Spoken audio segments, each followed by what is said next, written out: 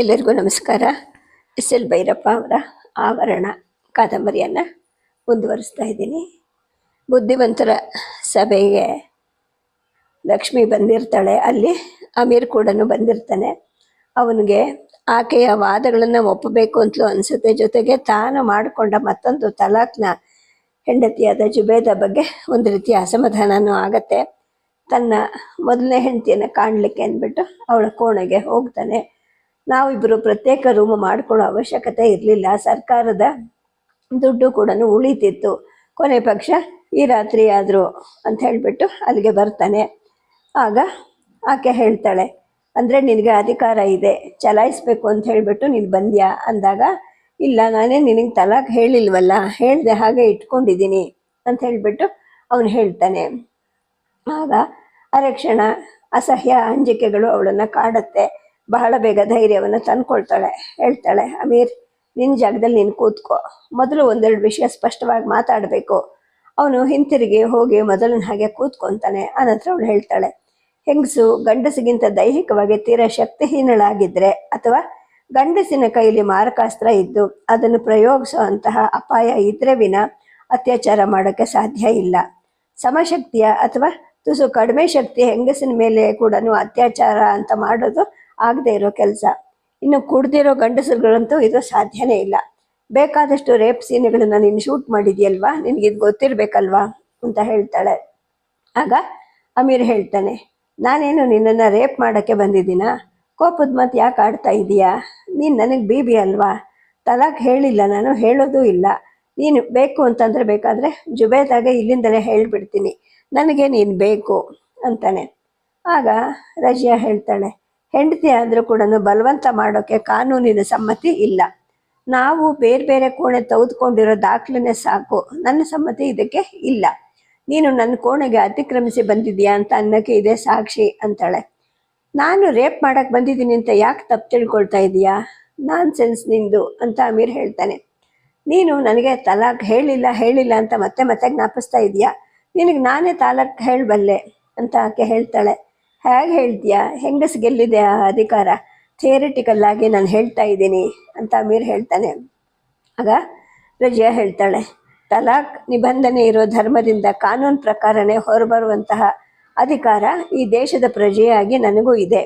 ನಾನು ಈಗಿರೋ ಧರ್ಮವನ್ನು ಬದಲಾಯಿಸ್ಕೊಂಡಿದ್ದೀನಿ, ಮತ್ತೆ ಹಿಂದೂ ಆಗಿದ್ದೀನಿ, ಅಥವಾ ನನಗೆ ಯಾವ ಧರ್ಮನೂ ಇಲ್ಲ ಅಂತ ಒಂದು ಅಧಿಕೃತ ಘೋಷಣೆಗೆ ಸಹಿ ಹಾಕ್ತೀನಿ. ಗಂಡಸಾಗಲಿ ಹೆಂಗಸಾಗಲಿ ತನ್ನ ಧರ್ಮವನ್ನು ಬದಲಾಯಿಸಿದ್ರು ಕೂಡ ತಾನು ಮದುವೆಯಾದ ಧರ್ಮದ ನಿಬಂಧನೆಯ ಪ್ರಕಾರ ಹೊರಬರಬೇಕು ಅಂತ ನ್ಯಾಯಾಲಯ ತೀರ್ಪು ಕೊಟ್ಟಿರೋದು ನನಗೆ ಗೊತ್ತಿದೆ. ಆದರೆ ನಾನಿರುವಾಗ ಇನ್ನೊಬ್ಬಳನ್ನ ಕರ್ಕೊಂಬಂದು ನೀನು ಮಾನಸಿಕ ಹಿಂಸೆ ಕೊಟ್ಟಿದ್ದೀಯಾ ಅಂತ ಹೇಳಿಬಿಟ್ಟು ಸುಪ್ರೀಂ ಕೋರ್ಟ್ ತನಕ ಹೋಗ್ತೀನಿ, ಗಲಾಟೆ ಎಬ್ಬಿಸ್ತೀನಿ. ನಿನಗೆ ಇಷ್ಟ ಬಂದ ಹಾಗೆ ಏಕಕಾಲದಲ್ಲಿ 4 ಜನರನ್ನ ಕಟ್ಕೊಳ್ಳೋ ಅಧಿಕಾರ ನಿನಗೆ ತನಗೆ ತಾನೇ ಬರುತ್ತಾ ಅನ್ನೋ ಪ್ರಶ್ನೆಯನ್ನು ನಾನು ಎತ್ತೀನಿ. ನಿನ್ನ ಇಮೇಜು ಏನಾಗುತ್ತೆ ಅಂತ ನೀನೇ ಯೋಚನೆ ಮಾಡ್ಕೋ ಅಂತ ಹೇಳ್ತಾಳೆ. ಅವನಿಗೆ ಈ ಮಾತು ತಕ್ಷಣ ಅರ್ಥ ಆಗೋದಿಲ್ಲ. ಏನು ಹೇಳ್ತಾ ಇದೆಯಾ ನೀನು ಅಂತಾನೆ. ಅವಳು ಅದೇ ಮಾತನ್ನು ಮತ್ತೆ ಹೇಳಿದಾಗ ಅವನ ಮುಖ ಸ್ವಲ್ಪ ಕಳೆಗುಂದುತ್ತೆ, ಒಳಗೆಲ್ಲ ಶೂನ್ಯ ಕವಿದಾಗ ಆಗತ್ತೆ. ಅವಳು ಅವನನ್ನು ನೋಡ್ತಾ ಇರ್ತಾಳೆ. ಸ್ವಲ್ಪ ಹೊತ್ತಿನ ನಂತರ ಅವನು ಸುಧಾರಿಸ್ಕೊತಾನೆ. ಆ ನಂತರ ಕೂತಲ್ಲಿಂದ ಮೇಲೆದ್ದು ಬಂದು ಅವಳ ಪಕ್ಕ ಕೂತ್ಕೊತಾನೆ. ಅವಳಾಗಲೂ ಸುಮ್ಮನೆ ಇರ್ತಾಳೆ. ಅವಳು ಕೈ ಹಿಡಿದು ಹೇಳ್ತಾನೆ, ನೋಡು ನಾನು ಇನ್ನೊಂದು ನಿಕಾಹ್ ಮಾಡಿಕೊಂಡೆ ಅಂತ ನಿನಗೆ ನನ್ನ ಮೇಲೆ ಕೋಪ ಇರೋದು ಸಹಜ, ಆದರೆ ನೀನಿಲ್ಲದೆ ನಾನು ಒಂಟಿ ಅನ್ನೋದನ್ನ ತಿಳ್ಕೊ ಅಂತ ಹೇಳ್ತಾಳೆ. ಅವಳು ಸ್ವಲ್ಪ ಭಾವಾವಿಷ್ಟರಾಗ್ತಾಳೆ, ಆದರೆ ತನ್ನನ್ನು ತಾನು ನಿಯಂತ್ರಿಸ್ಕೊಳ್ತಾಳೆ. ಇನ್ನೊಂದು ಮದುವೆ ಮಾಡಿಕೊಂಡೆ, ಯಾಕೆ? ಯಾರೂ ವಿದ್ಯಾವಂತೆ ನಿಂಗೆ ಸಿಕ್ಕಲಿಲ್ವಾ? ನಿನ್ನ ಬುದ್ಧಿ ಭಾವಗಳನ್ನು ಹಂಚ್ಕೊಳ್ಳೋ ಅಂಥವಳು ಸಿಕ್ಕಲಿಲ್ವಾ ಅಂತಾಳೆ. ಅವನು ಹೇಳ್ತಾನೆ, ನಮ್ಮಲ್ಲಿ ಹೆಂಗಸರಿಗೆ ವಿದ್ಯೆಯ ಅವಕಾಶ ಇಲ್ಲ ಅನ್ನೋದು ನಿನಗೂ ಗೊತ್ತಲ್ವಾ? ಕೆಲವು ಮುಂದುವರೆದ ಕುಟುಂಬದವರು ಹೆಣ್ಣು ಮಕ್ಕಳನ್ನು ಮೇಲಿನವರೆಗೂ ಓದಿಸ್ತಾರೆ, ಆದರೆ ಅಂತಹವರನ್ನ 2ನೇ ನಿಕಾಹಗೆ, ಅದು ನನ್ನಂತಹ ವಯಸ್ಸಾದವನಿಗೆ ಯಾಕೆ ಕೊಡ್ತಾರೆ ಅಂತ ಕೇಳ್ತಾನೆ. ಅವನ ಈ ಮಾತಿನ ಬೋಳೆತನಕ್ಕೆ ಅವಳಿಗೆ ಅಯ್ಯೋ ಅನಿಸುತ್ತೆ. ಮಾತಿನ ಈ ಹದ ವಿಸ್ಕಿಯಿಂದ ಉಂಟಾಗಿರದ ಈ ಸ್ಥಿತಿಯಲ್ಲಿ ತಾತ್ಕಾಲಿಕವಾಗಿ ತನ್ನ ಮೇಲೆ ಹುಟ್ಟಿರುವಂತಹ ಆಪ್ತತೆಯಿಂದ ಉದ್ಭವಿಸಿರೋದ ಅಥವಾ ಇವೆರಡರ ಮಿಶ್ರಣನ ಅನ್ನೋದು ಆಕೆಗೆ ಅರ್ಥ ಆಗೋದಿಲ್ಲ. ತನ್ನ ಕೈ ಹಿಡಿದಿದ್ದ ಅವನ ಕೈಯನ್ನು ಹಿಡ್ಕೊಂಡು ಹೇಳ್ತಾಳೆ, ಜುಬೇದಾ ಅಂತ ಹೇಳಿದೆ ಅಲ್ವಾ ಆ ನಿನ್ನ ಬೇಗಂ ಹೆಸರು? ಅವಳನ್ನೇ ಸ್ಕೂಲ್ಗೆ ಆಮೇಲೆ ಕಾಲೇಜ್ಗೆ ಕಳಿಸು. ವಿಶೇಷ ಶಿಕ್ಷಣಕ್ಕೆ ಬೇರೆ ಬೇರೆ ಹಂತಗಳಲ್ಲಿ ಬೇರೆ ಬೇರೆ ಸಮರ್ಥ ಅಧ್ಯಾಪಕರುಗಳನ್ನು ನೇಮಿಸು. 8-10 ವರ್ಷಗಳಲ್ಲಿ ಅವಳು ನಿನಗೆ ಸಂಗಾತಿಯಾಗ ಮಟ್ಟ ಮುಟ್ತಾಳೆ ಅಂಥೇಳಿ ಹೇಳ್ತಾಳೆ. ಆಗ ಅಮೀರ್ ಹೇಳ್ತಾನೆ, ಅಷ್ಟರಲ್ಲಿ ನನಗೆ 70 ವರ್ಷ ಆಗಿರುತ್ತೆ. ಎಂತಹ ಸಮರ್ಥ ಅಧ್ಯಾಪಕರನ್ನು ಗೊತ್ತು ಮಾಡಿದ್ರು ಕೂಡ ಕಲಿಯುವಂತಹ ಶಕ್ತಿ ಆಗಲಿ ಆಸಕ್ತಿ ಆಗಲಿ ಅವಳಿಗಿರ್ಬೇಕಲ್ವಾ, ಅವಳ ಬುದ್ಧಿ ಮಟ್ಟ ನಿನಗೆ ಗೊತ್ತಿಲ್ಲ ಅಂತೇಳಿ ಹೇಳ್ತಾನೆ. ಅದು ನಿಜವೇ ಅಂತೇಳ್ಬಿಟ್ಟು ರಜಿಯಾ ಹೇಳ್ತಾಳೆ. ಅವನ ಸನ್ನಿವೇಶಕ್ಕೆ ಅವಳಲ್ಲೂ ಕೂಡ ಅನುಕಂಪ ಹುಟ್ಟುತ್ತೆ. ಆ ನಂತರ ಅವಳು ಅಂತರ್ಮುಖಿ ಆಗ್ತಾಳೆ. 3-4 ನಿಮಿಷ ಅವನ ಕೈ ಹಿಡಿದು ಕೂತ್ಕೊಂಡಿರ್ತಾಳೆ. ಆನಂತರ ಹೇಳ್ತಾಳೆ, ಇನ್ನೊಂದು ವಿಷಯ ತಿಳ್ಕೊ, ಆಧುನಿಕ ವಿದ್ಯಾಭ್ಯಾಸ ಕೊಡದೆ ಯಾರ ಬುದ್ಧಿನೂ ಪ್ರಖರ ಆಗೋದಿಲ್ಲ. ನೀವು ಈಗ ಮಾಡ್ತಿರೋ ಹಾಗೆ ಹೆಂಗಸಿಗೆ ಬರೀ ನಿಮ್ಮ ಧರ್ಮಬೋಧಿಯ ವಿದ್ಯಾಭ್ಯಾಸ ಮಾಡಿಸಿದ್ರೆ ಯಾರು ನಿನ್ನಂತವನಿಗೆ ಸಂಗತಿಯಾಗೋ ಮಟ್ಟಕ್ಕೆ ಬೆಳೆಯೋದಿಲ್ಲ. ಆದರೆ ಆಧುನಿಕ ವಿದ್ಯಾಭ್ಯಾಸಕ್ಕೆ ಒಳಗಾದ ಹೆಂಗಸು ಸಮಾನತೆಯನ್ನು ಕೇಳ್ತಾಳೆ. ಆರ್ಥಿಕವಾಗಿ, ಸಾಮಾಜಿಕವಾಗಿ, ದಾಂಪತ್ಯ ಜೀವನದಲ್ಲಿ ಮಾತ್ರವಲ್ಲ, ಆಧ್ಯಾತ್ಮ ಮಟ್ಟದಲ್ಲೂ ಕೂಡ ದೇವರು ಗಂಡಸೆ ಯಾಕಾಗಿರ್ಬೇಕು, ಹೆಂಗಸು ಯಾಕಾಗಿರಬಾರ್ದು ಅಂತ ಕೇಳ್ತಾಳೆ. ನಮ್ಮ ಹಿಂದೂ ಧರ್ಮದಲ್ಲಿ ಗಂಡು ದೇವರಷ್ಟೇ ಸಂಖ್ಯೆ ಹೆಣ್ಣು ದೇವತೆಗಳು ಕೂಡ ಇದ್ದಾರೆ. ಗಂಡು ದೇವರುಗಳಿಗಿಂತ ಹೆಚ್ಚು ಶಕ್ತಿಶಾಲಿ ಹೆಣ್ಣು ದೇವತೆಗಳಿದ್ದಾರೆ. ಮಹಿಷಾಸುರನಂತಹ ರಾಕ್ಷಸನನ್ನ ಕೊಲ್ಲೋ ಶಕ್ತಿ ಇಲ್ಲದೆ ಗಂಡು ದೇವತೆಗಳೆಲ್ಲ ದುರ್ಗೆ ಮೊರೆ ಹೋಗ್ತಾರೆ. ಅವಳ ಚಾಮುಂಡಿಯಾಗಿ ರಾಕ್ಷಸ ಸಂಹಾರ ಮಾಡಿದ ಕತೆ ನಿನಗೆ ಗೊತ್ತಲ್ವಾ. ಅರೇಬಿಯಾದಲ್ಲೂ ಕೂಡ ಎಷ್ಟೋ ಹೆಣ್ಣು ದೇವತೆಗಳು ಇದ್ದು ಪ್ರವಾದಿಗಳು ಅವುಗಳನ್ನೆಲ್ಲ ಬ್ಯಾನ್ ಮಾಡಿದ್ರು. ಅಲ್ಲಾಹ್ ಅನ್ನೋ ಒಬ್ಬ ಗಂಡು ದೇವ್ರನ್ನ ಮಾತ್ರ ಉಳಿಸಿದ್ರು. ಇದ್ರ ಬದಲು ಒಂದು ಹೆಣ್ಣು ದೇವ್ರನ್ನ ಯಾಕೆ ಉಳಿಸ್ಲಿಲ್ಲ? ಸ್ತ್ರೀವಾದಿಗಳು ಇಂಥ ಪ್ರಶ್ನೆಗಳನ್ನೆಲ್ಲ ಕೇಳ್ತಾರೆ. ಒಂದು ವಿಚಾರ ನೀನು ತಿಳ್ಕೊ, ಆಧುನಿಕ ವಿದ್ಯೆಗೆ ಒಳಗಾದ ಪ್ರತಿಯೊಬ್ಬರು ಕೂಡ ಸ್ತ್ರೀವಾದಿಗಳಾಗಿರ್ತಾರೆ. ಹೆಂಗಸರಂತೂ ಪ್ರಖರವಾದ ಸ್ತ್ರೀವಾದಿಗಳಾಗಿಯೇ ಇರ್ತಾರೆ. ಸ್ತ್ರೀವಾದದ ಮೊನಚಿಲ್ಲದ ಆಧುನಿಕ ವಿದ್ಯಾವಂತ ಮಹಿಳೆ ಒಬ್ಬಳು ಇರೋಕ್ಕೆ ಸಾಧ್ಯನೇ ಇಲ್ಲ. 20 ವರ್ಷದ ಹಿಂದೆ ಏನಾಯ್ತು ಗೊತ್ತಾ? ಒಂದ್ಸಲ ಬೆಂಗಳೂರಿನ ಒಂದು ಲೇಖಕಿಯರ ಕಿರುಸಂಘದಲ್ಲಿ ಸೀತೆಯ ಅಗ್ನಿ ಪರೀಕ್ಷೆಯ ಭಾಗವನ್ನು ತಾನು ಕಥಾರೂಪದಲ್ಲಿ ಬರೆದಿದ್ದಂತಹ ಒಂದು ಭಾಗವನ್ನು ಒಬ್ಬಾಕೆ ಓದಿದ್ಲು. ಸೀತೆ ಅಗ್ನಿ ಪರೀಕ್ಷೆಗೆ ಒಳಗಾಗ್ಲಿ ಅಂತ ರಾಮ ಹೇಳಿದಾಗ, ಸೀತೆ ಹಾಗಿದ್ರೆ ನೀನು ನನ್ನ ಜೊತೆ ಬೆಂಕಿನ ಹಾಯ್ ಬಾ, ನಾನು ಇಲ್ಲದೆ ಇದ್ದಾಗ ನೀನು ನಿಷ್ಠ ಆಗಿದ್ದೆ ಅಂತ ನನಗೆ ಯಾವ ಗ್ಯಾರಂಟಿ ಅಂತ ಕೇಳ್ತಾಳೆ ಅಂತ ಆಕೆ ಬರೆದಿದ್ಲು. ಆ ಸಂಘದಲ್ಲಿದ್ದವರು ಬರೀ 6 ಜನ, ಅದು ನನ್ನನ್ನು ಸೇರಿಸಿ. ಆಗ ಇನ್ನೊಬ್ಬಾಕೆ ಬಾಯಿ ಹಾಕಿದ್ಲು, ಸೀತೆ ಬರೀ ಅಷ್ಟೇ ಅಂದ್ರೆ ಸಾಲದು, ಹತ್ರ ಬಂದು ರಾಮನ 2 ಕೆನ್ನೆಗೂ 4 ಪಟಪಟ ಬಿಗಿದ್ಲು ಅಂತ ತಿದ್ದಿ ಬರೀರಿ ಅಂತೇಳಿ ಹೇಳಿದ್ಲು. ಭೇದಾಚರಣೆಯ ವಿರುದ್ಧ ಆಧುನಿಕ ಹೆಣ್ಣು ಮಕ್ಕಳ ಮನಸ್ಥಿತಿ ಹೇಗೆ ಸಾಕ್ತಿದೆ ಅನ್ನೋಕ್ಕೆ ಇದೊಂದು ಉದಾಹರಣೆ. ನಮ್ಮ ಇತ್ತೀಚಿನ ಲೇಖಕಿಯರೆಲ್ಲ ಅಹಲ್ಯೆ, ಸೀತೆ, ಮಂಡೋದರಿ, ದ್ರೌಪದಿ, ಕುಂತಿ ಮುಂತಾದವರನ್ನ ಬೆಂಕಿಯ ಉಂಡೆಗಳನ್ನಾಗಿ ಚಿತ್ರಿಸ್ತಾ ಇದ್ದಾರೆ. ನಿನಗಿದು ಗೊತ್ತಿರ್ಬೇಕಲ್ವಾ? ಗೊತ್ತಿದೆಯೋ ಇಲ್ಲೋ ಹೇಳು ಅಂತ ರಜಿಯಾ ಮಾತು ನಿಲ್ಲಿಸ್ತಾಳೆ. ಅವನು 1 ನಿಮಿಷದ ನಂತರ ಹ್ಞೂ ಅಂತಾನೆ. ಅವಳು ಮತ್ತೆ ಮಾತು ಮುಂದುವರಿಸ್ತಾಳೆ. ನಿನ್ನ ಧರ್ಮದ ಹೆಂಗಸರಿಗೆ ಮುಕ್ತವಾಗಿ ನೀವು ಆಧುನಿಕ ವಿದ್ಯೆಯನ್ನು ಕೊಟ್ಟರೆ ಅವರೂ ಕೂಡ ಇಂಥ ಪ್ರಶ್ನೆಗಳನ್ನೇ ಎತ್ತುತ್ತಾರೆ. ಜೀವಶಾಸ್ತ್ರದ ದೃಷ್ಟಿಯಿಂದ ಸಂತಾನೋತ್ಪತ್ತಿಗೆ ಹೆಣ್ಣು ಗಂಡು ಅನ್ನೋ ವ್ಯತ್ಯಾಸ ಅತ್ಯಗತ್ಯವಾ? ಅಗತ್ಯ ಇದ್ದಲ್ಲಿ ಯಾರದು ಗೌಣ, ಯಾರದು ಪ್ರಧಾನ ಪಾತ್ರ ಅನ್ನುವಂತಹ ಪ್ರಶ್ನೆಗಳನ್ನು ಎತ್ತುತ್ತಾರೆ. ಆಗ ದೇವರು ಹೆಣ್ಣಾಗಿರ್ಬೇಕೋ ಗಂಡಾಗಿರ್ಬೇಕೋ ಅನ್ನೋ ಪ್ರಶ್ನೆ ಬೇರೆದೇ ಆ ಥರ ಉತ್ತರವನ್ನು ಹೊರತರುತ್ತೆ. ನಿನಗೆ ಗೊತ್ತಿದೆಯಾ, ಕಳೆದ 5 ವರ್ಷದಿಂದ ನಾನು ಓದಿದ್ದೀನಲ್ಲ, ಅದರಲ್ಲಿ ವೇದಾಂತ ಅನ್ನೋದು ಕೂಡ ಒಂದು ಅಂಶ. ಅದರ ಪ್ರಕಾರ ಪರಮತತ್ವವಾದ ಬ್ರಹ್ಮ ಅನ್ನೋದು ಹೆಣ್ಣು ಅಲ್ಲ ಗಂಡು ಅಲ್ಲ. ಅದು ಅನ್ನುವಂತಹ ಒಂದು ಲಿಂಗಾತೀತ ಶಬ್ದದಿಂದ ಸಂಕೇತಿಸ್ತಾರೆ. ಹಾಗೆ ಈಶ್ವರ ಅನ್ನೋದು ಕೂಡ ಅದರ ಆಯಾಮನೆ. ಆದರೆ ಜಗತ್ತು ಸೃಷ್ಟಿಯಾಗೋದು ಅದರೊಳಗಿನ ಶಕ್ತಿಯಿಂದ. ಶಕ್ತಿ ಹೆಂಗಸು. ಜಗತ್ತಿನ ಸೃಷ್ಟಿ, ಕಾಲ, ದೇಶಗಳ ಮುಖಾಂತರ ನಿರ್ವಹಣೆಗಳನ್ನೆಲ್ಲ ಆಕೆನೆ ಮಾಡೋದು. ನಾವು ಪೂಜಿಸಬೇಕಾಗಿರೋದು, ಮೊರೆ ಇಡಬೇಕಾಗಿರೋದು ಅವಳನ್ನ. ಅಂದರೆ ದೇವರು ಅನ್ನೋದು ಹೆಣ್ಣು, ದೇವರ ಆಚೆಗಿಂದು ಲಿಂಗಾತೀತ. ಭಾಷೆಯ, ಸಂಜ್ಞೆಯ, ಭಾವನೆಯ ಮುಖಾಂತರ ನಾವು ಸಲ್ಲಿಸೋ ಪ್ರಾರ್ಥನೆ ಏನಿದ್ರು ಸ್ತ್ರೀ ರೂಪದ ದೇವತೆಗಳಿಗೆ. ಗಂಡು ಅಂತ ಕರೆಯಲ್ಪಡೋ ದೇವ್ರದ್ದು ಏನಿದ್ರು ಅಧೀನ ಪಾತ್ರ. ರಾಣಿ ಜೇನಿನ ಸೇವೆ ಮಾಡುವಂತಹ ಸೇವಕ ಜೇನು ಹುಳುಗಳ ಹಾಗೆ. ಜಿಜ್ಞಾಸೆಯ ಆಧ್ಯಾತ್ಮದ ಮಟ್ಟಕ್ಕೆ ಬಂದರೆ ಪ್ರತಿಯೊಬ್ಬ ಸ್ತ್ರೀವಾದಿಯೂ ಹೀಗೆ ವೇದಾಂತಿ ಆಗ್ತಾಳೆ. ಅಲ್ಲದೆ ಗಂಡು ಹೆಣ್ಣು ಅನ್ನೋ ಶರೀರದ ವ್ಯತ್ಯಾಸ ಕೇವಲ ಪ್ರಕೃತಿಯ ಮಟ್ಟದ್ದು. ಆತ್ಮದ ಮಟ್ಟಕ್ಕೆ ಬಂದರೆ ಲಿಂಗಭೇದ ಇಲ್ಲ ಅಂತ ಕೂಡ ವೇದಾಂತ ನಂಬುತ್ತೆ. ಇಂತಹ ವೇದಾಂತವನ್ನು ಒಪ್ಪೋಕ್ಕೆ ನಿನ್ನ ಧರ್ಮೀಯರು ಬಿಡ್ತಾರ ಹೇಳು ಅಂತ ಅವಳು ಮತ್ತೆ ಕೇಳ್ತಾಳೆ. ಅವನು ಯಾವ ಉತ್ತರವನ್ನು ಕೊಡೋದಿಲ್ಲ. ಅವಳು ಪಕ್ಕಕ್ಕೆ ತಿರುಗಿ ಅವನ ಮುಖವನ್ನು ನೋಡ್ತಾಳೆ. ಅವನ ಕಣ್ಣಲ್ಲಾಗಲೇ ನಿದ್ದೆ ತೊಟ್ಟಿಗ್ತಾ ಇರುತ್ತೆ. ಮೊದಲೇ ಮದ್ಯಸಾರದ ದ್ರವವಿದ್ದ ಕಣ್ಣುಗಳಿಗೆ ಈಗ ನಿದ್ದೆನೂ ಸೇರಿದೆ ಅನ್ನೋದು ಈಕೆಗೆ ಅರ್ಥ ಆಗತ್ತೆ. ನಾನು ಇಷ್ಟೊತ್ತು ಪ್ರಬಂಧದ ರೂಪದಲ್ಲಿ ಆಡಿದ ಯಾವ ಮಾತನ್ನು ಅವನ ಬುದ್ಧಿಯನ್ನಾಗ್ಲಿ ಮನಸ್ಸನ್ನಾಗ್ಲಿ ಪ್ರವೇಶ ಮಾಡೇ ಇಲ್ಲ ಅನ್ಸುತ್ತೆ. ತಾನು ಹಂಚಿಕೊಳ್ಳೋ ಭಾವದಲ್ಲಿ ತಲ್ಲೀನಳಾಗಿ ಆಡಿದ್ದೆಲ್ಲ ನಿರರ್ಥಕವಾಯ್ತಲ್ಲ ಅಂತ ಹೇಳ್ಬಿಟ್ಟು ಆಕೆಗೆ ಮನಸ್ಸಿಗೆ ದುಃಖ ಆಗುತ್ತೆ. ಕೂತಿದ್ದ ಅಮೀರ್ ಅವಳನ್ನು ಹೊರಕೊಳ್ತಾನೆ. ಹಾಗೆ ಬಿಟ್ರೆ ಪಕ್ಕದಲ್ಲಿರೋ ಹಾಸಿಗೆ ಮೇಲೆ ಮಲಗೋ ಬಿಡ್ತಾನೆ ಅಂತ ಅರ್ಥ ಮಾಡ್ಕೊಂಡ ಅವಳು ಅವನ ಎರಡು ಭುಜಗಳನ್ನು ಹಿಡಿದು ಕುಲುಕ್ತಾಳೆ. ಅಮೀರ್, ನಿನಗೆ ನಿದ್ದೆ ಬಂದಿದೆ, ನಡಿ ನಿನ್ನ ರೂಮಿಗೆ ಬಿಟ್ಟು ಬರ್ತೀನಿ. ನಿನ್ನ ರೂಮ್ ಯಾವುದು ಅಂತಾಳೆ. ಅವನು ಹ್ಞೂ ಅಂತಾನೆ. ಅವಳು ಅವನ ಜೇಬಿಗೆ ಕೈ ಹಾಕಿ ನೋಡ್ತಾಳೆ. ರೂಮಿನ ಬೀಗದ ಕೈ ಸಿಕ್ಕತ್ತೆ. ಅದರ ಉಂಗುರಕ್ಕೆ ಸೇರಿದ ಸಂಖ್ಯಾಪಟ್ಟಿನೂ ಸಿಕ್ಕತ್ತೆ, 215. ತಾನು ಮೊದಲು ಎದ್ದು ನಿಂತ್ಕೊತಾಳೆ. ಆನಂತರ ಅವನ ತೋಳು ಹಿಡಿದು ಮೇಲೆ ಎಬ್ಬಿಸ್ಕೊಂಡು ಕೋಣೆ ಹೊರಗಡೆಗೆ ಬರ್ತಾಳೆ. ಬರೀ ತೋಳು ಹಿಡಿದ್ರೆ ಸಾಕು ಅವನು ನಡಿಬಲ್ಲ ಅಂದ್ಕೊಳ್ಬೇಕಾದ್ರೆ 3ನೇ ಅಂತಸ್ತಿನ ಮೇಟಿ ಕಾಣಿಸ್ತಾನೆ. ಅವನನ್ನು ಹತ್ರ ಕರೆದವಳು, ಈಗ ಇವ್ರ ರೂಮಿನ ಬೀಗದ ಕೈ, ಇವ್ರನ್ನ ಕೋಣೆ ಒಳಗಡೆಗೆ ಮಲಗಿಸು ಅಂತ ಅವನನ್ನು ಒಪ್ಪಿಸ್ತಾಳೆ. ಮೇಟಿ ಆಗಲಿ ಮೇಡಮ್ ಅಂತ ಹೇಳಿಬಿಟ್ಟು ಅಮೀರ್ನ ತೋಳನ್ನು ಹಿಡ್ಕೋತಾನೆ. ಮೇಟಿ ಅಮೀರ್ ತೋಳು ಹಿಡಿದು ನಡೆಸ್ಕೊಂಡು ಲಿಫ್ಟ್ ಒಳಗಡೆ ಪ್ರವೇಶ ಮಾಡಿ ಲಿಫ್ಟ್ ಬಾಗಿಲು ಹಾಕ್ಕೊಳ್ಳೋವರೆಗೂ ನಿಂತಿದ್ದ ಆಕೆ ಆನಂತರ ತನ್ನ ಕೋಣೆಗೆ ಬಂದು ಮಲ್ಕೊತಾಳೆ. ಆಕೆಗೆ ನಿದ್ದೆ ಹತ್ತೋದಿಲ್ಲ.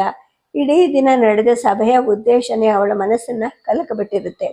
ಈಗ ತನ್ನನ್ನು ಹುಡುಕೊಂಡು ಬಂದಿದ್ದ ಅಮೀರ್ನಿಂದಾಗಿ ಅಲೆಗಳು ಮತ್ತು ಎದ್ದು ಹೊಡೆಯೋಕ್ಕೆ ಶುರು ಆಗುತ್ತವೆ. ನನ್ನ ಮೇಲಿನ ಕೋಪನೂ ಸೇರಿಕೊಂಡಿದ್ದೆ ಅವನ ಇನ್ನೊಂದು ಮದುವೆ ತೀರ್ಮಾನಕ್ಕೆ ಅನ್ನೋ ಅಂಶ ತೋಚಿದಾಗ ಈ ವಯಸ್ಸಿನ ಇಂಥವನಿಗೆ ಇನ್ಯಾವ ಹುಡುಗಿ ಸಿಗ್ತಾಳೆ ಅಂತ ಒಂದು ರೀತಿಯ ಸಮಾಧಾನವೇ ಆಗತ್ತೆ. ತಾನು ಒಂಟಿ ಅಂತ ಮನ ಬಿಚ್ಚಿಕೊಂಡು ಅವನು ಹೇಳಿದ ಮಾತಿನಿಂದಾಗಿ ತಾನೂ ಕೂಡ ಒಂಟಿ ಆಗ್ಬಿಟ್ಟಿದ್ದೀನಲ್ವಾ ಅಂತ ಮನಸ್ಸಿಗೆ ಅರಿವಾಗುತ್ತೆ. ಮನಸ್ಸು ಮುದುಡುತ್ತೆ. ನಾನು ಹೇಳಿದ್ರೆ ಅವಳಿಗೆ ತಲಾಕ್ ಹೇಳಿ ಬಂದುಬಿಡ್ತೀನಿ ಅಂತ ಹೇಳಿದ್ನಲ್ಲ, ಇದು 1-2 ನಿಮಿಷದ ಸಮಾಧಾನವನ್ನು ಕೂಡ ಆಕೆಗೆ ಕೊಡುತ್ತೆ. ಆದರೆ ಆತ್ಮಾಭಿಮಾನ ಆತ್ಮಗೌರವಗಳು ಎಚ್ಚೆತ್ತುಕೊಳ್ಳುತ್ತೆ.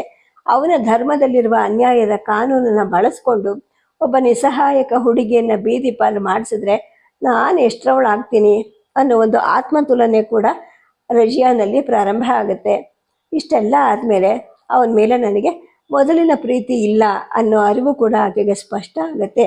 ಇವೆಲ್ಲ ಏರಿಳಿತಗಳ ನಡುವೆ ಬೆಳಗಿನ ಜಾವದವರೆಗೂ ಆಕೆಗೆ ನಿದ್ದೆ ಹತ್ತೋದಿಲ್ಲ.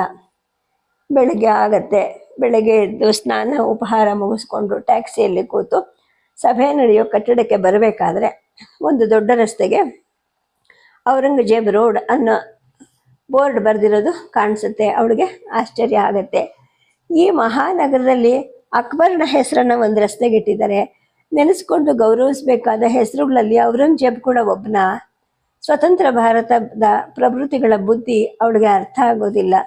ಇತಿಹಾಸದ ವ್ಯಕ್ತಿಗಳನ್ನೆಲ್ಲ ಸಮಾನವಾಗಿ ಕಾಣ್ತೀವಿ ಅಂದ್ಬಿಟ್ಟು ಈ ಫೋರ್ಸ್ ಕೊಟ್ಟಿದ್ದಾರೆ. ಇದು ವೋಟ್ ಬ್ಯಾಂಕಿನ ಒಳ ಉದ್ದೇಶ ಅಥವಾ ವಿಕೃತ ಮನಸ್ಸಿನಿಂದ ಅನಿಸುತ್ತೆ. ಸತ್ತ ನಂತರ ರಾವಣನನ್ನು ಕೂಡ ರಾಮನ ಹಾಗೆ ದುರ್ಯೋಧನನ ಧರ್ಮರಾಯನ ಹಾಗೆ ಕಾಣೋ ವಾಲ್ಮೀಕಿ ವ್ಯಾಸರ ಮಟ್ಟದವರಂತೂ ಈ ಕಂತ್ರಿ ರಾಜಕಾರಣಿಗಳು ಅಲ್ಲ ಅಂತ ಆಕೆಗೆ ಅನಿಸುತ್ತೆ. ಔರಂಗಜೇಬ್ ಒಬ್ಬ ಐತಿಹಾಸಿಕ ವಾಸ್ತವ. ಅವನನ್ನು ಮುಚ್ಚಿ ಹಾಕೋದು ಯಾಕೆ ಅನ್ನೋ ಸಮರ್ಥನೆ ಕೊಡೋದಾದರೆ ಅವನು ಮಾಡಿರೋ ಕೆಲಸಗಳನ್ನು ಪಠ್ಯಪುಸ್ತಕಗಳಿಂದ ಮುಚ್ಚಿ ಹಾಕೋ ಕೆಲಸವನ್ನು ಯಾಕೆ ಮಾಡಬೇಕು? ಈ ಅಂಶವನ್ನು ಇವತ್ತು ಸಭೆಯಲ್ಲಿ ಎತ್ತಲೇಬೇಕು ಅಂತ ಮನಸ್ಸಿನಲ್ಲಿ ನಿಶ್ಚಯ ಮಾಡ್ಕೊತಾಳೆ. ಅವಳು ಸಭಾಭವನಕ್ಕೆ ಸ್ವಲ್ಪ ಮುಂಚಿತವಾಗಿ ಬಂದಿರ್ತಾಳೆ. ಹೇಗೋ ದಿಲ್ಲಿಗೆ ಬಂದಿದ್ದೀನಿ, ಒಂದು ದಿನ ಹೆಚ್ಚು ಉಳ್ಕೊಂಡು ಒಂದು ಟ್ಯಾಕ್ಸಿ ಮಾಡಿಕೊಂಡು ಕೆಂಪುಕೋಟೆ, ಜುಮಾ ಮಸೀದಿ, ತುಗ್ಲಕಾಬಾದ್, ಹುಮಾಯೂನ್ ಗೋರಿ ಮೊದಲಾದ ದಿಲ್ಲಿಯ ಮುಸ್ಲಿಂ ಸ್ಮಾರಕಗಳನ್ನೆಲ್ಲ ಇನ್ನೊಂದ್ಸಲ ವಿವರವಾಗಿ ನೋಡಬೇಕು. ನಾನು ಬರೆದಿರೋ ಕಾದಂಬರಿಯ ಹಸ್ತಪ್ರತಿಯ ಸೂಕ್ಷ್ಮಗಳನ್ನು ತಿದ್ದಕ್ಕೆ ಅನುಕೂಲ ಆಗುತ್ತೆ ಅನ್ನೋ ಆಲೋಚನೆ ಆಕೆಗೆ ಬರುತ್ತೆ. ಸಭಾಭವನದ ಹೊರ ಅಂಗಳದಲ್ಲಿ ಕಾಯ್ತಾ ನಿಂತಿರ್ತಾಳೆ. 10 ನಿಮಿಷದ ನಂತರ ಒಬ್ಬರು 50 ವರ್ಷದ ವ್ಯಕ್ತಿ ಬರ್ತಾರೆ. ಅವ್ರು ಹೇಳ್ತಾರೆ, ನಾನು ಡಾಕ್ಟರ್ ರಾಜದಾನ್ ಅಂತ ಅಲಹಾಬಾದ್ ವಿಶ್ವವಿದ್ಯಾನಿಲಯದಲ್ಲಿ ಇತಿಹಾಸದ ರೀಡರ್ ಆಗಿದ್ದೀನಿ. ನಿನ್ನೆ ನಿಮ್ಮ ಮಾತುಗಳು ಫಸ್ಟ್ ಕ್ಲಾಸ್ ಆಗಿದ್ವು. ನಿಜವಾದ ಗಂಡಸರು ಅಂದರೆ ನೀವು ಅಂತ ಹೇಳ್ತಾರೆ. ಆಗ ನೇರವಾಗಿ ಕೇಳ್ತಾಳೆ ಈಕೆ, ಇಲ್ಲಿ ಹಾಗನ್ನೋರು ಸಭೆಯಲ್ಲಿ ಯಾಕೆ ನನ್ನನ್ನು ಸಮರ್ಥಿಸ್ಲಿಲ್ಲ ನೀವು ಅಂತ. ಆಗ ಆತ ಹೇಳ್ತಾರೆ, ನೀವೇ ಹೇಳಿದ್ರಲ್ಲ, ಮುಸ್ಲಿಂ ಆಳ್ವಿಕೆಯ ಭಾರತದ ಗಂಡಸರನ್ನೆಲ್ಲ ಶಿಕಾರಿಗಳಾಗಿ ಮಾಡ್ತು ಅಂತ ಹೇಳಿಬಿಟ್ಟು ಅಂತ ತಮ್ಮ ಜೋಕಿಗೆ ತಾವೇ ನಗ್ತಾರೆ. ಆನಂತರ ತಮ್ಮ ಅಂಗೈಗೆ ಸ್ವಲ್ಪ ತಂಬಾಕು, ಸುಣ್ಣ, ತುಸು ಜರ್ದಾಗಳನ್ನು ಹಾಕಿ ತಿಕ್ಕಿ ಬಾಯಿಗೆ ಹಾಕ್ಕೊತಾರೆ. ನಿಮ್ಮ ಹೆಸರು ರಜಿಯಾ ಬೇಗಂ, ಅಂದರೆ ನೀವು ಹುಟ್ಟಿನಿಂದ ಮುಸ್ಲಿಂ ಅಲ್ಲ ಅಲ್ವಾ ಅಂತ ಹೇಳಿದಾಗ, ಹೇಗೆ ಹೇಳ್ತೀರಾ ಅಂತ ಈಕೆ ಕೇಳಿದಾಗ, ಹುಟ್ಟಿನಿಂದ ಮುಸ್ಲಿಂ ಆದವ್ರಿಗೆ ನೀವು ಹೇಳಿದ ವಿಚಾರಗಳು ಬರೋಕ್ಕೆ ಸಾಧ್ಯನೇ ಇಲ್ಲ. ನೀವು ಲವ್ ಮ್ಯಾರೇಜ್ ಮಾಡ್ಕೊಳ್ಳೋಕ್ಕೆ ಧರ್ಮ ಬದಲಾಯಿಸ್ಕೊಂಡಿದ್ದೀರಾ, ಆನಂತರ ಹೊಂದಿಕೆ ಆಗಿಲ್ಲ ಅಲ್ವಾ. ಪರ್ಸನಲ್ ವಿಷಯ ಆಡಿದ್ದಕ್ಕೆ ಕೋಪ ಮಾಡ್ಕೋಬೇಡಿ ಅಂತ ಹೇಳ್ತಾರೆ. ಆಗ ಲಕ್ಷ್ಮಿಗೆ ಅನಿಸುತ್ತೆ, ಪ್ರೊಫೆಸರ್ ಏನಾದರೂ ನಾನು ಹೋದ್ಮೇಲೆ ನಿನ್ನೆ ಉಳಿದವ್ರಿಗೆ ಈ ಸಂಗತಿ ಹೇಳಿರಬಹುದಾ, ನನ್ನ ವಿಷಯ ನಿಮ್ಗೆ ಹೇಗೆ ಗೊತ್ತಾಯಿತು ಅಂತ ಕೇಳಿದ್ರೆ ನಾನಾಗೆ ಒಪ್ಕೊಂಡಾಗುತ್ತಲ್ವಾ ಅಂತ ಯೋಚನೆ ಮಾಡ್ತಾ ಇರಬೇಕಾದ್ರೆ ಒಂದು ವಿಶೇಷವಾದ ಕಾರಿನಲ್ಲಿ ಪ್ರೊಫೆಸರ್ ಮತ್ತು ಮಂತ್ರಾಲಯದ ಅಧೀನ ಕಾರ್ಯದರ್ಶಿ ಅಲ್ಲಿಗೆ ಬಂದು ಇಳಿತಾರೆ. ಡಾಕ್ಟರ್ ರಾಜದಾನ್ ಪ್ರೊಫೆಸರ್ ಹತ್ರ ಹೋಗ್ತಾಳೆ. ಸರ್, ಒಂದು ನಿಮಿಷ ಇತ್ತ ಬನ್ನಿ ಅಂತ ಕರ್ಕೊಂಬರ್ತಾಳೆ. ಅಧೀನ ಕಾರ್ಯದರ್ಶಿ ವ್ಯವಸ್ಥೆ ನೋಡೋಕ್ಕೆ ಅಂತ ಸಭಾಭವನಕ್ಕೆ ಒಳಗಡೆಗೆ ಹೋಗ್ತಾರೆ. ಆಗ ರಾಜದಾನ್ ಹೇಳ್ತಾರೆ, ಸರ್, ನನಗೆ ಹಸ್ತ ಸಾಮುದ್ರಿಕೆ ಒಂದು ಹವ್ಯಾಸ. ಕಾಸಿಗೋಸ್ಕರ ಮಾಡೋನಲ್ಲ, ಆದರೆ ನನ್ನ ಭವಿಷ್ಯ 100ಕ್ಕೆ 100ರಷ್ಟು ನಿಜ ಆಗಿದೆ. ತಮ್ಮ ಶುಭಹಸ್ತವನ್ನು ಕೊಡೋ ಅವಕಾಶವನ್ನು ಅನುಗ್ರಹಿಸ್ತೀರಾ ಅಂತ ಹೇಳ್ಬಿಟ್ಟು ಅವರ ಬಲಗೈಯನ್ನು ಹಿಡ್ದೇ ಬಿಡ್ತಾರೆ. ಪ್ರೊಫೆಸರ್ ವಿರೋಧಿಸೋದಿಲ್ಲ, ತಾವೇ ಕೈಯನ್ನು ನೀಡ್ತಾರೆ, ಹಸ್ತವನ್ನು ಬಿಚ್ಚಿ ಹಿಡಿತಾರೆ. ತಮ್ಮ ಕನ್ನಡಕವನ್ನು ಸರಿ ಮಾಡಿಕೊಂಡು ಹಸ್ತದ ಎಲ್ಲ ಮೂಲೆಗಳನ್ನು ವಿಶದವಾಗಿ ನೋಡ್ತಾರೆ. ಸರ್, ಒಂದು ದೃಷ್ಟಿಯಲ್ಲ, ಹಲವು ದೃಷ್ಟಿಯಿಂದ ನೋಡಿದ್ರೂ ಕೂಡ ವಿಶ್ಲೇಷಣೆ ಅಲ್ಲಿಗೆ ಬರುತ್ತೆ. ನಿಮಗೆ ಸದ್ಯದಲ್ಲಿ ಅತ್ಯುಚ್ಚ ಪ್ರಶಸ್ತಿ ದೊರಕುತ್ತೆ. ಅತ್ಯುಚ್ಚ ಅಂದರೆ ನಮ್ಮಲ್ಲಿ ಭಾರತ ರತ್ನ ಅಲ್ವಾ ಅಂತ ಹೇಳ್ಬಿಟ್ಟು ಅವ್ರ ಮುಖ ನೋಡ್ತಾರೆ. ಪ್ರೊಫೆಸರ್ಗೆ ಮುಖ ಅರಳುತ್ತೆ. ಹೌದಾ, ನನಗೆ ಹಸ್ತ ಸಾಮುದ್ರಿಕೆ, ಜಾತಕ ಭವಿಷ್ಯ ಮೊದಲಾದವುಗಳಲ್ಲಿ ನಂಬಿಕೆ ಇಲ್ಲ. ಆದರೆ ನೀವು ಹೇಳ್ತಾ ಇರಬೇಕಾದ್ರೆ ಬೇಡ ಅನ್ನಬಾರ್ದು ಅಂತ ಕೇಳ್ತಾ ಇದ್ದೀನಿ ಅಷ್ಟೇ. ಇನ್ನೇನು ಸೂಚನೆಗಳಿವೆ ನನ್ನ ಹಸ್ತರೇಖೆಗಳಲ್ಲಿ, ನೋಡ್ಬಿಟ್ಟು ಹೇಳಿ ಅಂತ ಹೇಳ್ತಾರೆ. ಈಗ ಡಾಕ್ಟರ್ ರಾಜದಾನ್ ಮುಖದಲ್ಲಿ ಮುಗುಳ್ನಗೆ ಮೂಡುತ್ತೆ, ತುಟಿಗಳು ಬಿರಿಯುತ್ತೆ, ತಂಬಾಕಿನ ರಸನ ತೊಟ್ಟಿಕ್ಕತ್ತೆ. ಅದನ್ನು ಲೆಕ್ಕಿಸ್ತಿರೋರಾಗೆ ಅವರು ಪ್ರೊಫೆಸರ್ ಹಸ್ತವನ್ನು ಪರಿಶೀಲಿಸ್ತಾರೆ.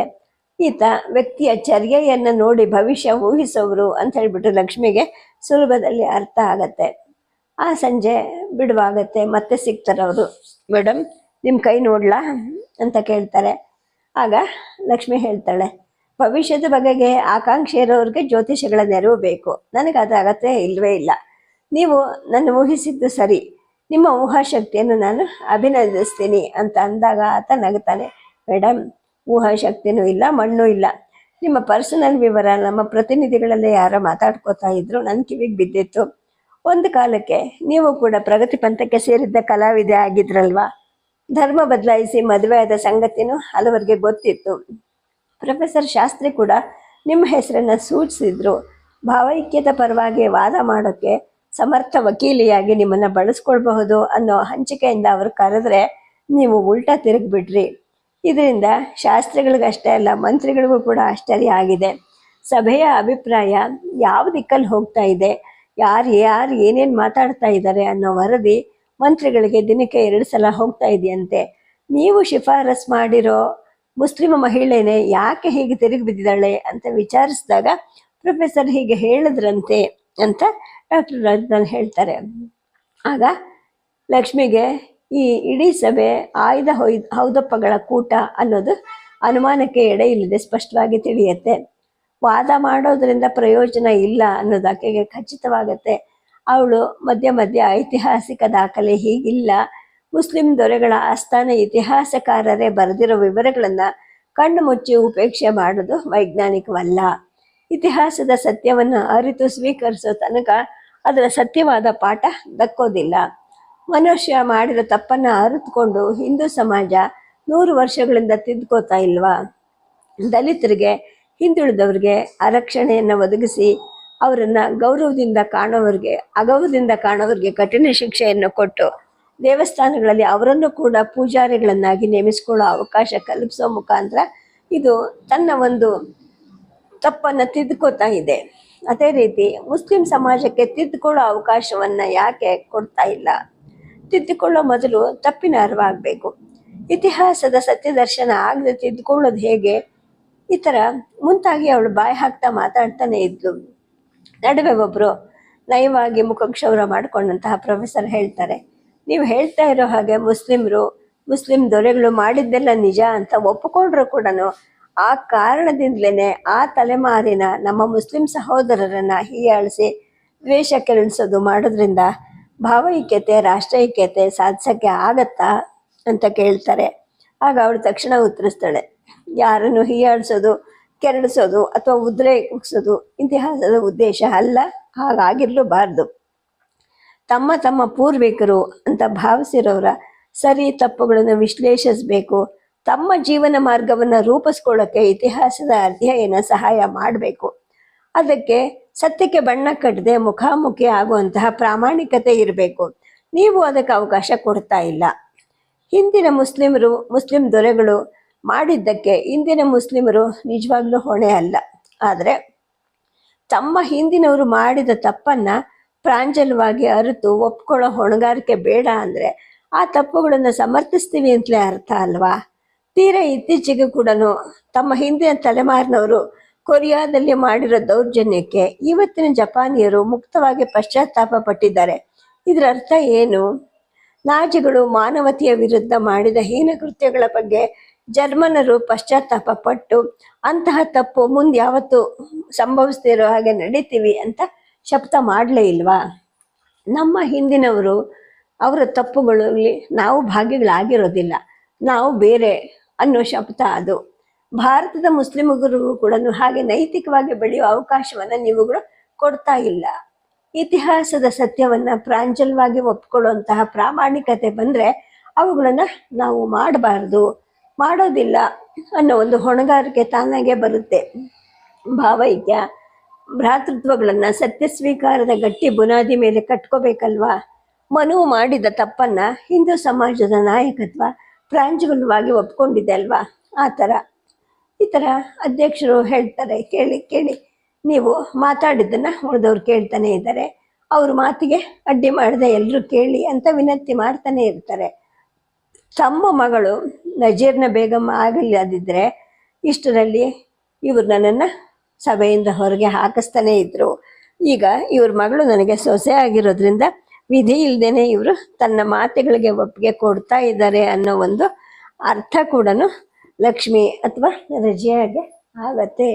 ಸದ್ಯಕ್ಕೆ ಕಥೆಯನ್ನು ನಿಲ್ಲಿಸಿರ್ತೀನಿ. ನಮಸ್ಕಾರ.